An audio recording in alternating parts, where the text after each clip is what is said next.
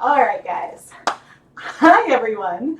I am Rebecca from ChemKnits, and today, welcome to the June 2019 ChemKnits Dialogue. I selected this beautiful rainbow scene where we have the blue of the water and the reflections of our prism of colors on the water, the green trees, the blue-gray sky, and so there are a lot of elements that you can draw from in this picture. You can draw directly from the rainbow itself, or you could go for the whole scene. There's just a lot that you could pick from to create something magical and beautiful. Now, as with all of the dialogues, I am inviting you to dialogue at home inspired by the same inspiration photo as me. So share your projects with me through Instagram with the hashtag ChemKnitsDialogue, or on Facebook, there's a pinned post where you can add your dyeing projects, spinning projects, knitting projects from stuff that you've dyed in the comments, and I might pick to feature your project in the recap for this live stream. Unfortunately, my air conditioning broke today, so we'll see if I get to everything that I've tried. I've tried to mix things and change my plans so I'm not sitting at the stove constantly, because it's really hot in here right now. Good news is hopefully the AC should be fixed in the morning.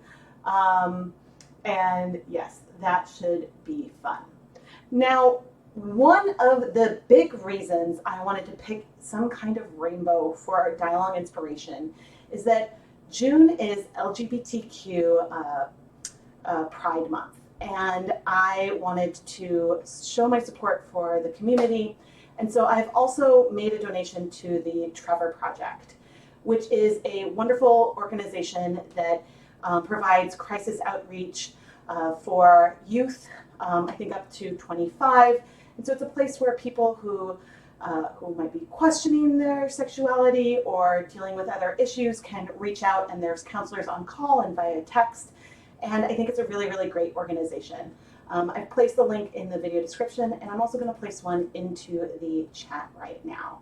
I know that my kids are still really, really young, and I am trying to teach them inclusivity, and that, you know, there's all kinds of families, and families come in all kinds of ways. And so I hope that, you know, I hope that, yeah, I just hope that I can be a point of support for them and their friends and my friends' kids. And yeah, so that's one reason why, a big reason why I wanted to contribute to this organization, because unfortunately not everyone has has people that support them, and so I wanted to help with that.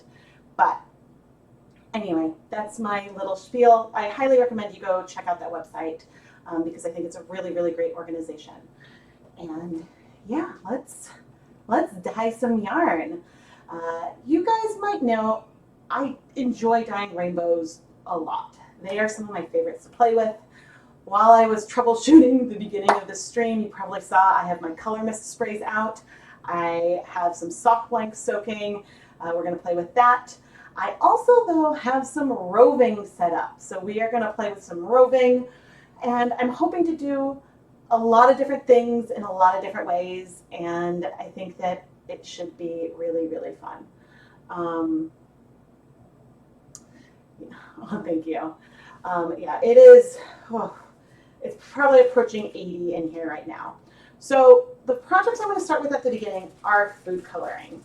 And then I thought, we'll see how it goes. I'm not sure I can manage wearing my respirator tonight because I am glowing right now. But I have little cards with all of the Dharma acid dye colors that I have in my collection to share. And wow, maybe I'll throw in some unboxings in the middle. We'll see. We're going to go with what the weather has given us. Oh goodness, I am clipping a little bit. I'm sorry if I am too loud. Let me just tell.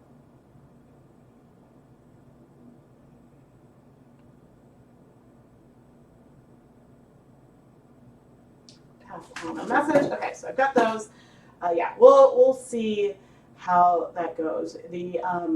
AC going out did interrupt my planning session. Okay, but let me show you guys sort of bigger what I've got on with this roving. Because it is not yet pre-soaking and I do want to start soaking it. So right here I have 200 grams of Knit Picks Wool of the Andes roving. And I've laid one out sort of back and forth along the length, and then the other one I laid sort of in this kind of way. So if we do a rainbow gradient here, on one side we'll have sections where the colors repeat, and the other one will have much more of a true gradient. Now, I do expect that we will see some colors. I do expect that we'll have some white in here, because unlike when I do some of these techniques with yarn, there's a lot more sort of like resist here. It's a lot denser. But let's start adding some water, and I'm going to come and check the chat. Yes, all right. Hopefully things, oh good, it says the stream size is good. That's something that I haven't seen in a while. Okay, so for the roving, let's start off by adding just 8 cups of water. We'll see how far this goes. This roving has not been pre-soaked yet. I decided to sort of pre-soak it in the pan. 8 cups of water in this pan with yarn is enough for it to no longer be like completely low immersion, but you can see that 8 cups of water with 200 grams of roving, you know, I don't yet have it all saturated. So let's add another 4 cups of water.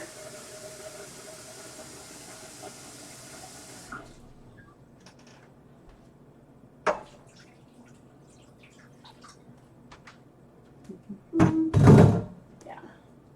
Now I've not yet added any vinegar, and I am about to momentarily, but I wanted to start with the water, and I should come and write this down.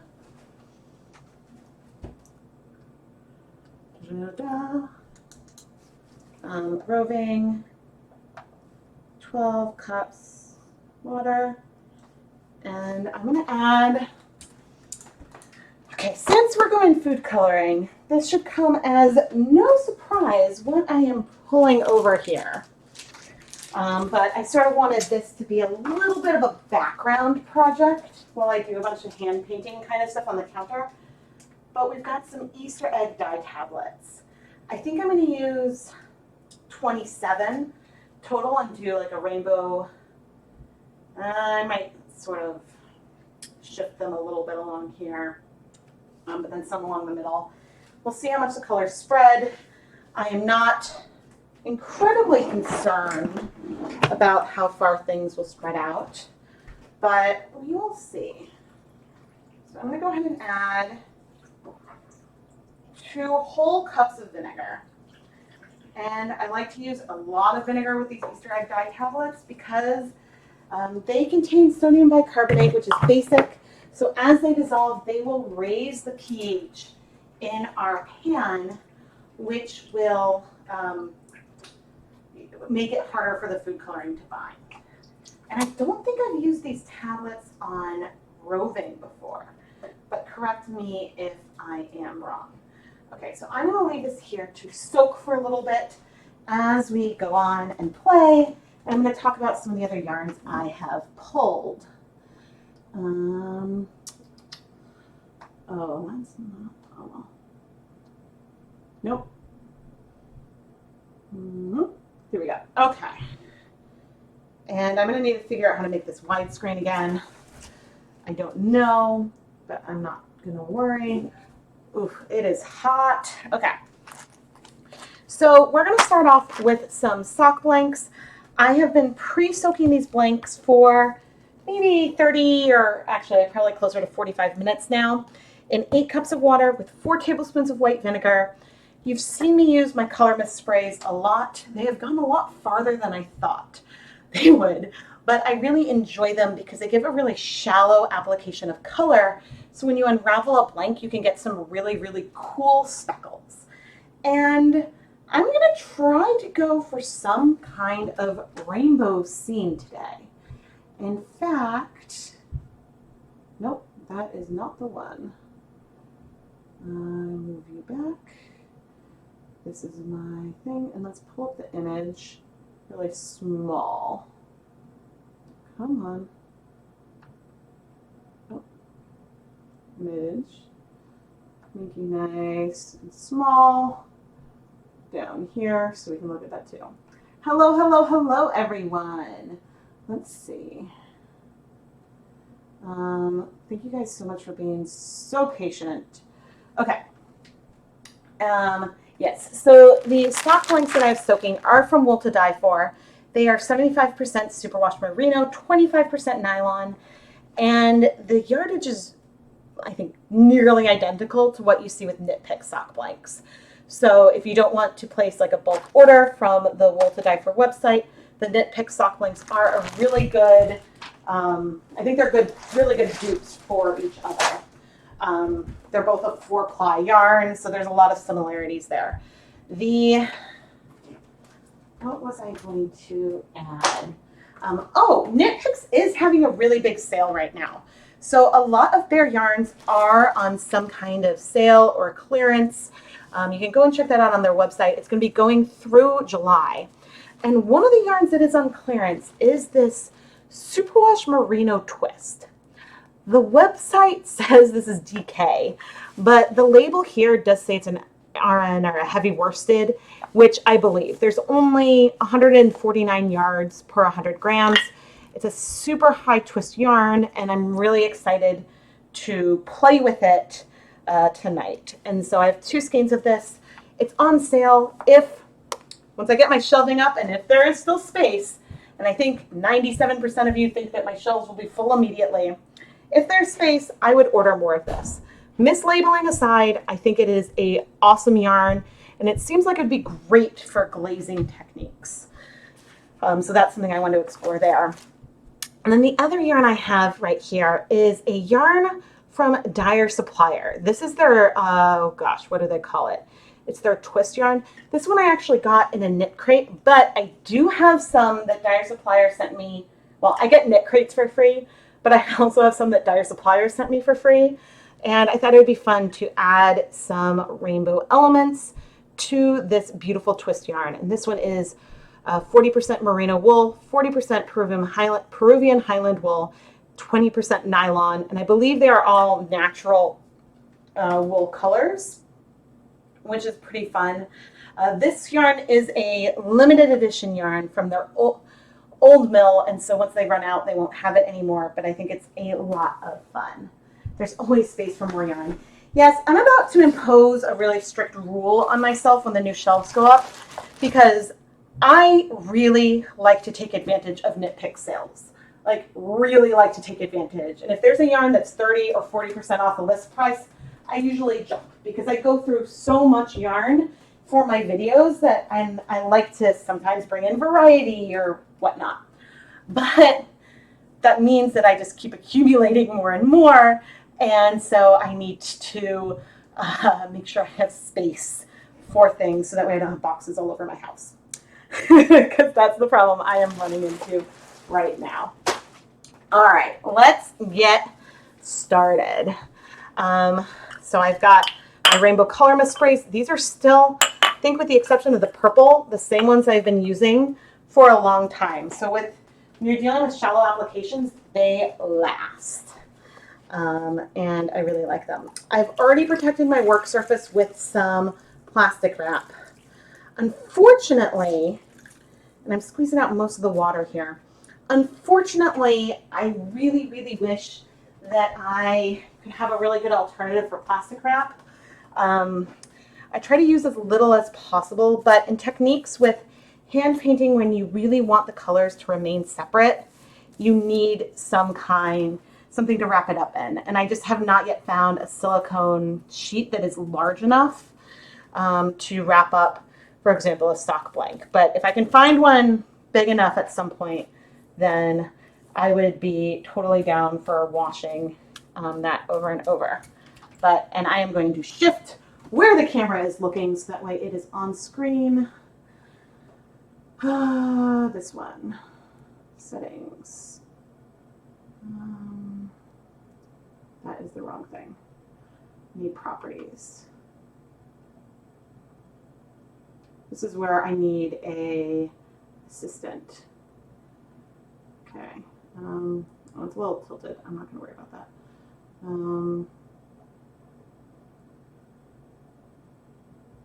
No. Okay, you guys will just see a little more of me. That is fine. Cool. All right, let's get started. And I want gloves. If you want to learn more about any of the items that I'm using today, I have a bunch of affiliate links in the video description. So I am a Knit Picks affiliate. I buy all my materials from there myself, but being an affiliate means I do earn commission for sales that I refer through my links. But Dyer Supplier has been sending me some product for free to test out, which is really, really awesome. And we have some exciting stuff coming up. Okay, let me peek at my rainbow. And I'm first going to start off with something kind of abstract related to it. I have a vision in my head. We'll see if I can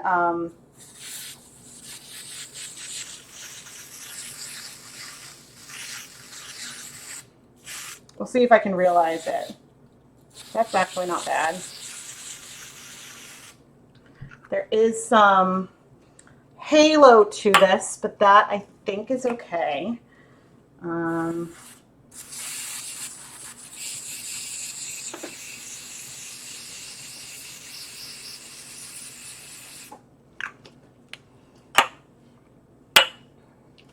Go a little further with that red, and I will go back and fill in. It's possible that some of these will finish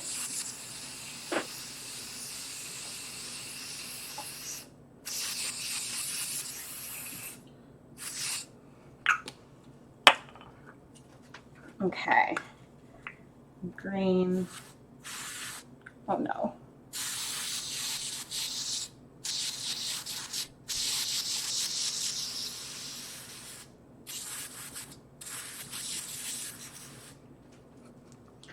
I think it's, oh dear, here we go. I feel plenty of liquid in here, but it's not.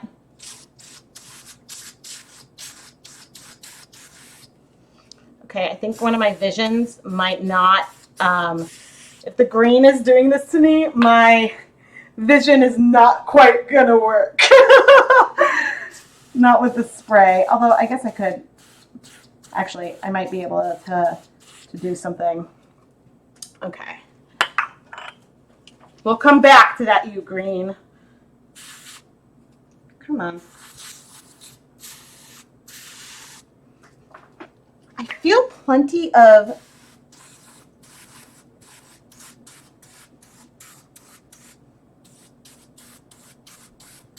I almost bought more of these and I didn't. Bummer, bummer. So I've done at least 6 full rainbow gradients with these.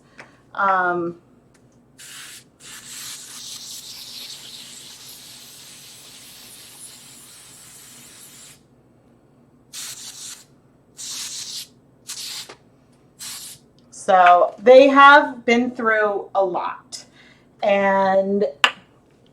But man, the 2 colors I needed most, I am going to have to come up with something else. Let's see.